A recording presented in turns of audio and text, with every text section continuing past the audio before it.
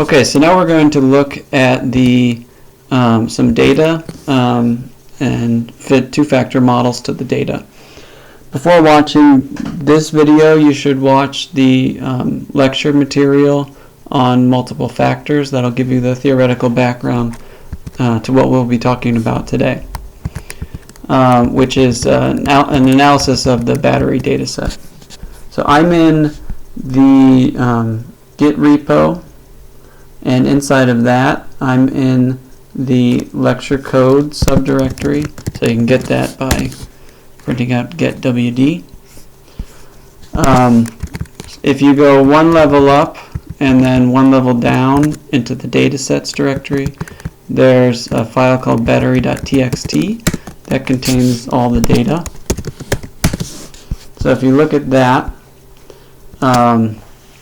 this contains the data on the plot I showed in the last video. So as you recall, for each material and each temperature, there are 4 replicates. So here are the 4 replicates for temperature 15 degrees and material 1. And then it contains 4 replicates for each of the 3 materials by 3 temperatures. And the last column is the lifetime in hours. So to make our life a little simpler, I'm going to read these 3 variables into these 3 columns into variables in R. So type will hold the type, temperature, lifetime. And then first thing we'll do is make a plot. So one thing I wanted to show you is how you would save a plot as a PDF. So there's a command, so let's set this to true. So since save plot is true, it will evaluate this line. What this line does is it opens a PDF device. So our graphics work on devices, and one of the devices you can open is a PDF device. You can also open a JPEG device or a PNG device or a PostScript device. These are just different image formats. PDF is nice because it saves images as vector graphics, which look really nice when you zoom them and so forth. So this opens up a PDF device, names the file battery.pdf, and then you can give the dimensions of the plot you want to save. And then what happens is anything that you plot after you open the device gets plotted to this device. You won't be able to see it. And then once you're done, you close the device with dev.off. So let me just run this, and then I'll show you the plot that gets generated.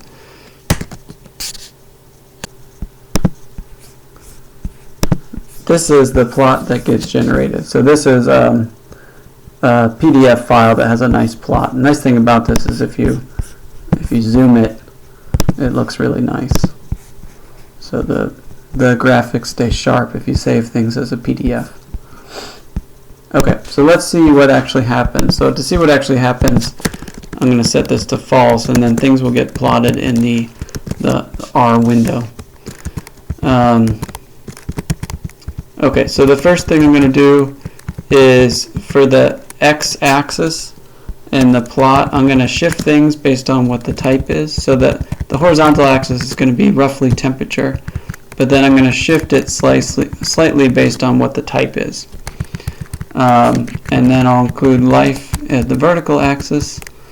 I'm setting type equal to n. What that's going to do is just set up the plot, and it will just generate the axes and so forth without putting any points on the plot. The reason for that is because I want to make the plotting symbols text according to which the battery types we're working with. And so let me just show you what happens here. I'm also setting the Y label, X label. I'm making, well, this is kind of unnecessary. Actually, this will make the labels bigger too. And I'm setting the limits for the Y-axis. Okay, this will just give me an empty plot. And then the text function will put the text on the plot. So the way this works is it's just like the plot function. So it takes x arguments and it takes y arguments, but then it also takes a variable that tells you what symbols you want to put on the plot. So what this will do is for every observation, it'll put a point on the plot and it will use the battery type as the plotting symbol. Okay, so now you can see immediately that these are the points that correspond to battery type 1, battery type 2, battery type 3. Let's see. Let me try to improve this a little bit. I'm going to do this again, and I'm going to turn the axes off.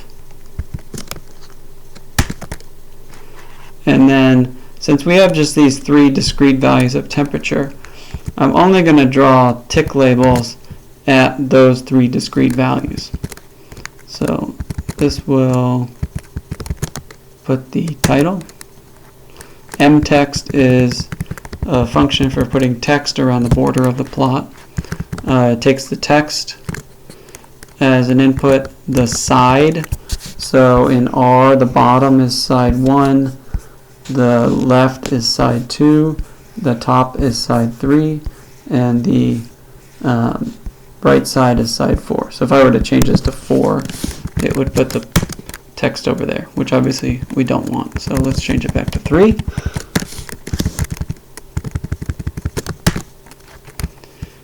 This puts a box around it since I turned the axes off. And this will draw the axis, the first axis. Axis 1 again is bottom. This will tell us where to put the ticks. And if we don't give it any other arguments, it'll just use these as the tick labels too. So that's that.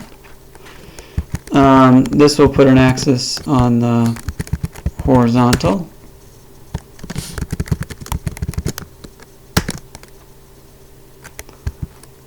And if I were using a PDF device, that would close the device. So that's the plot there. Okay, so hopefully you should be able to follow these. When you get a new data set, you should be able to follow these instructions to create your own nice looking plots like this. Alright, now we're ready to fit the model. So remember, the model we want to fit is a model with 2 factors, factors being type and temperature. So we have to tell R that those 2 variables we want to treat them as factors. So what we're going to do is define new variables, atype and atemp.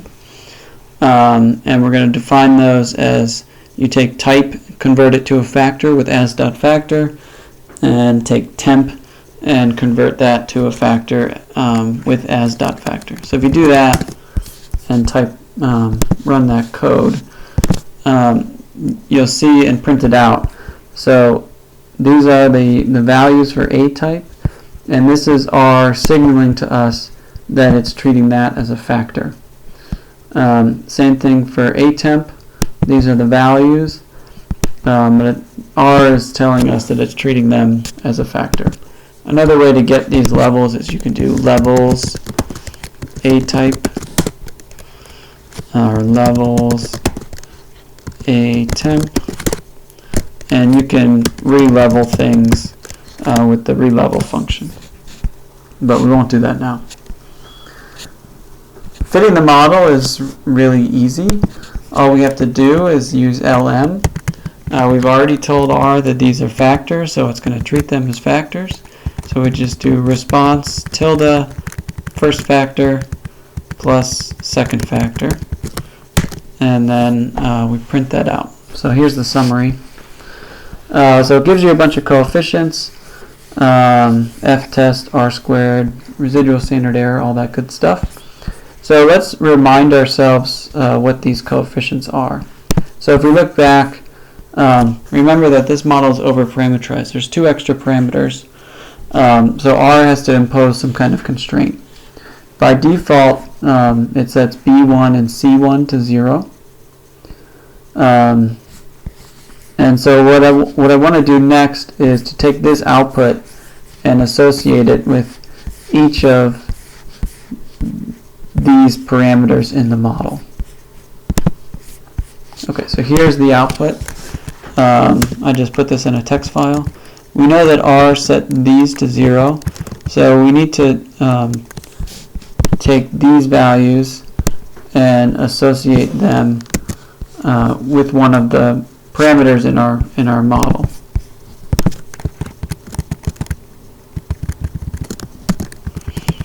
Okay, so B0 is going to be the intercept.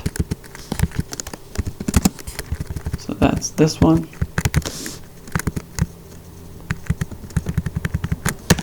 B2 is the effect for battery type 2.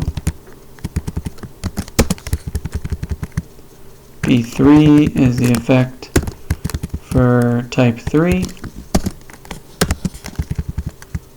C2 is the effect for the second level of temperature. And C3 is the effect for the third level of temperature, which is 125.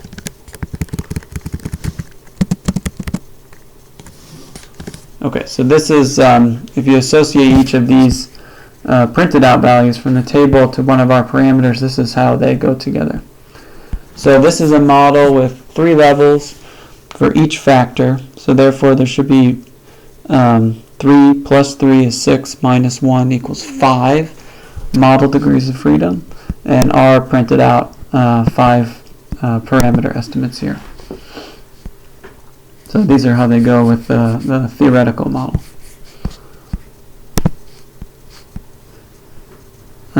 Okay, so what is actually happening here? What are all these t-tests testing for? So to do that, let me pull this back up and let's look at the table, in particular with the R constraint imposed. So if you look at the table, the interpretation of B0 is just the estimated expected lifetime of battery type 1 at 15 degrees, both levels being the first level. So that estimate is 122 hours. It has a small standard error relative to that number, so it gets a huge t statistic and a tiny p-value. So this is testing for whether the lifetime of battery type 1 at 15 degrees is 0, which is obviously not going to be true if it's a decent battery. And so this is not really a meaningful test, but the parameter is still useful to us. These are the more useful parameters and things we might want to test for in the additive model. So let's remember what B2 does. B2 is the difference between any cell in this row and any cell in this row. So this cell, for example, is B2 more than this one. This cell is B2 more than this one. This cell is B2 more than this one. So this is telling us that the value of B2 is the amount by which we expect the lifetime to increase if we move from battery type 1 to battery type 2, and we're assuming in this model that that increase is the same for every temperature. Alright, so the number we get is 25 hours. Standard error is 12, and you get t statistic is 2, which is not that highly significant, just barely at the 5% level. Let's look at the plot to see if this makes sense. So battery type 2 outperforms 1 in 2 of the 3 cases. So it does make sense that this estimate will be a positive number. Battery type 2 is generally doing better than battery type 1.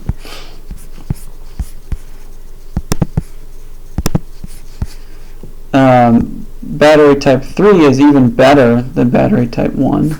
So this is telling us what's the difference between this row in this row, because to get this row, you just add B3 to this row. So this is telling us that on average, battery type 3 is 41.92 hours better than battery type 1. These are the analogous effects for the temperatures. So you can see that the effect of moving from temperature 15 to temperature 70 is on average to decrease the lifetime by 37 hours. If we look at a plot, again, that makes a lot of sense. In general, these lifetimes are lower for the higher temperature, 70, relative to this one. And the 125 is even lower. So this should have a more negative coefficient. And if we look at these, it does. It's minus 80 as opposed to minus 37. Okay, so that's what all the coefficients mean. For later on, we're going to do an f-test to compare this to the interaction model. So I'm going to save sum of squares in the residual degrees of freedom. But more immediately, I'm going to add, what I want to do is add to this plot the estimated expected values for each of these 9 combinations of the 2 factors. So to get that, I'm going to save these coefficients in a variable, or in a vector. So these numbers are just these numbers. And then what I'm going to do is I'm going to create a vector of length 9 using the C function. And for each element in this vector, I'm going to fill in the expected value for one of the 9 combinations of the 2 levels. So this one is the 1-1 combination. So B0, if we look back at our table, that's the expected value for level 1 of both factors. The second coefficient is the type 2, so B2. So if I want to get this value, I have to add the first coefficient, which was B0, to the second coefficient, which was B2. If I want to get this one, I do the first coefficient, which was B0, plus the third coefficient, which is B3. So that's the type 3 coefficient.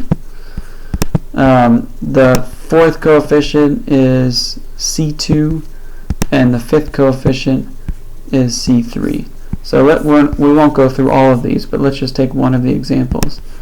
So this is going to be B0 plus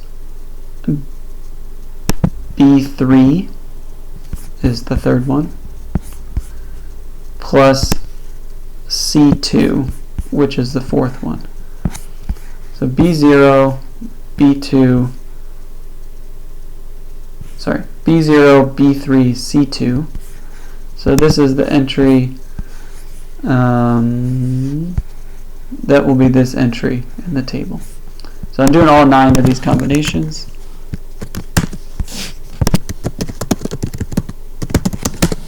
Those are the estimated expected values. And what I'm going to do here is I'm going to make this plot again, but at all of the values where we're plotting each of the data points, I'm also going to put in the expected values. So let me just make this plot, show you what happens. So I put a square here. This is PCH equals 0 at each of these estimated expected values. So what you'll see here for these types of plots, when you have an additive model, is within each level of the factor you get the same sort of pattern for how the expected values change with respect to the other factor. So it's the same sort of increasing pattern. Alright, that's the additive model. That's how you interpret the coefficients, and this is what it looks like visually. Next, I want to move on to the interaction model. Before we do that, let's familiarize ourselves with the notation here. So we're going to have B0, B2, B3, C2, C3, but we're also going to have these interaction terms. R is going to use these defaults for which ones to set to 0, which results in this table of expected values. Let me move this up. So this is what you get. So you're going to get 9 parameters here because the model has 9 model degrees of freedom. And then if you want to reconstruct the estimated expected value for any one level, you have to reconstruct this table using the estimates. All right, so let's fit that. In R, this is really easy. Instead of a plus between the two variables, you put a star. And let's summarize that. This is the model summary. If you count up the number of coefficients, there should be 9 of these here. And now let's think about the interpretation of each of the coefficients.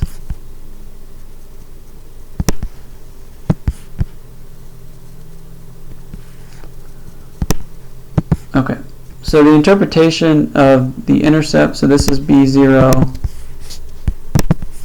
this one's B2, that's B3, that's C2, C3, this is BC22, BC32, BC23, and BC33. So these are the BC coefficients. Alright, let's try to interpret these. Since this is B0, this is the estimated expected lifetime for level 1 of both factors, 15 degrees, battery type 1. This tells us how much the expected lifetime changes if we move from battery type 1 to battery type 2 when temperature is at its lowest level. So that's the difference between this cell and this cell. Type 3 is the difference between this cell and this cell.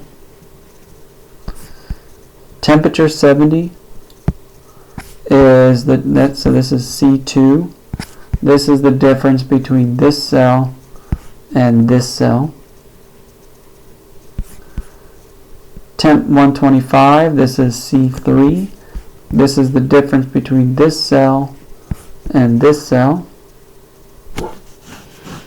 And now the interactions are a little bit more complicated. So this is BC22. So the way you isolate that is you take the difference between this cell and subtract off the difference between this cell and this cell. So this is one of those interaction terms. This tells us if the effect of changing from temperature 15 to temperature 70 is different when battery type 1, when you have battery type 1 versus battery type 2. So again, the interaction means the effect of changing one variable depends on the value of the other variable. And then you have similar interpretations for the other interactions. So let's just do one of them. So this is BC23. So that's this parameter. To get this, you take the difference between this cell and subtract off the difference between this cell and this cell. So this tells us if the effect of changing from battery type 1 to battery type 2 is different at temperature 15 versus temperature 125. Alright, so let's pick out one of these interactions that's significant. Let's do this one. Actually, let's take a simpler case first. This coefficient is significant. It's minus 77.5. This means we're looking at, so this is C2. That means we're looking at the difference between this cell and this cell. So this is battery type 1, temperature 70. versus temperature 15. And the effect is to decrease the expected lifetime by 77 hours. If we look at the plot,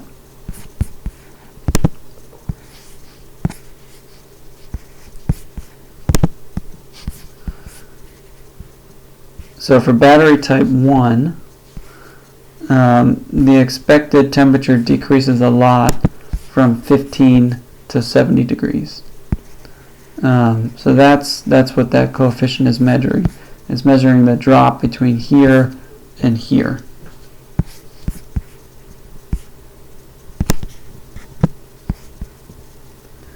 Let's do one more.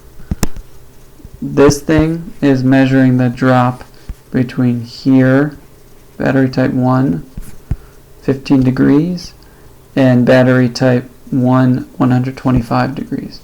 So these coefficients are about the same, and that's because the drop from here to here is about the same as the drop from here to here. These have about the same expected value. Okay, let's do one of the interactions. And we'll pick the most significant one, which is this. So recall that this is, let's see, this is BC32. So that's you take this minus this and subtract off this minus this. So temperatures 15 and 125 interacting with battery types. Sorry, let me say that again. Battery types 1 and 3 interacting with temperatures 15 and 70. What we're going to see when we look at the plot is the effect of changing the temperature from 15 to 70 is different for battery types 1 and battery types 3. So let's pull that plot up again. So the effect of changing temperature from 15 to 70 for battery type 1 is to decrease by this amount. But the effect of changing temperature from 15 to 70 degrees for battery type 3 is different.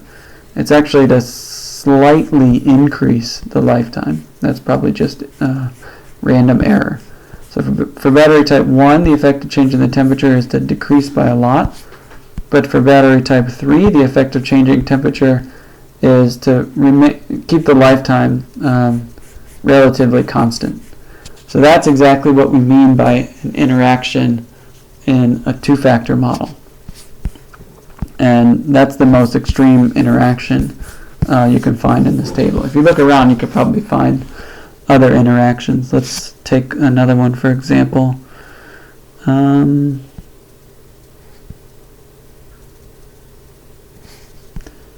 Well, 2 is an example. So there should be an interaction between temperatures 15 and 70 and battery types 1 and 2. Battery type 2 decreases a little bit when you move from 15 to 70, whereas battery type 1 decreases a lot. So you should get a significant coefficient on BC22 as well. Let's see, BC22. Well, it turns out it's not significant, but it does have the same sign as the effect of BC32.